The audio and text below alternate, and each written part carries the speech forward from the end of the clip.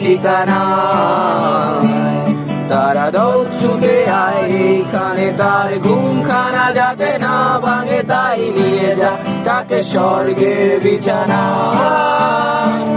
যদি দেখো সে আমায় বসে গান তোমায় শোনাই, তুমি মিষ্টি এক চুমুখে মোর গালে।